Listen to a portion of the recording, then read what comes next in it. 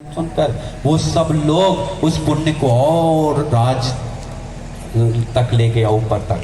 अभी इधर तो ज्यादा महत्व तो नहीं, श्रीलंका थाईलैंड बर्मा आदि जाइए, देखिए कठिन चिवड़ान कैसे होता है, एकदम बहुत उत्कृष्ट तरीका से लगता है कोई राजा को लेके आ रहा है, एकदम अलग तरीका से स्टैंडर्ड कोल्ड तरीका से पुण्य करता है।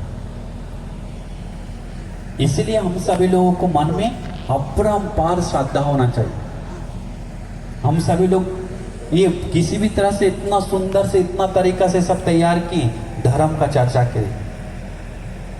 तो इसलिए आज आप लोग जो और एक सुंदर से बात बताएंगे कि आप लोग हमेशा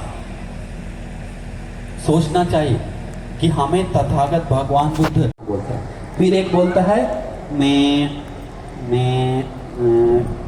और ऐसा अरहंतों का कितना नाम है बोलता है, याद नहीं आ रहा, तो सब एक ही व्यक्ति को बोलता है। अब तथागत का 108 के कितना नाम है, तो उन सबको एक ही है, नाम अलग है, समझ गए। तो वर्ग दो भाग में बांटा क्योंकि समझने के लिए। अब सारा गुणधर्म एक ही है लेकिन 26 वर्ग में बांट दिया। वो गुणधर्म तो है ना। अब सील को कितना भाग में बांटा हुआ है, एक पंचशील है, एक अष्टशील है, एक 10 शील है, एक 227 शील है, एक भिक्षुनी का सील अलग है, लेकिन सील को भी डिवाइडेड किया हुआ है ना। बात करते समय पंचशील बात करते समय उपोषद बात नहीं होता है, उपोषद बात करते समय पंचशील बात नहीं होता है।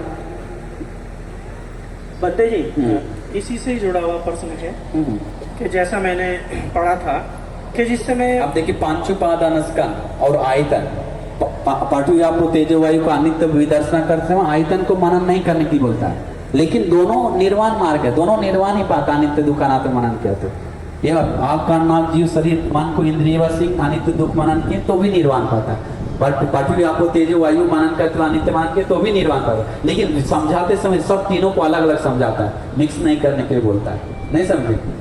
तो वही डिवाइडेड किया हुआ है लेकिन उसका मीनिंग जड़ एक ही है। हाँ बद्दे जी, हाँ बताए। अच्छा 5 मिनट अभी खत्म कर, अभी बता जल्दी करें। बद्दे जी, जो त्रिपिटक है वो तो सारा पाली में है। यस, यानी कि जो मूल था वो पाली में है। पाली में, लेकिन जिस समय वो भारत में ट्रांसलेट किया गया,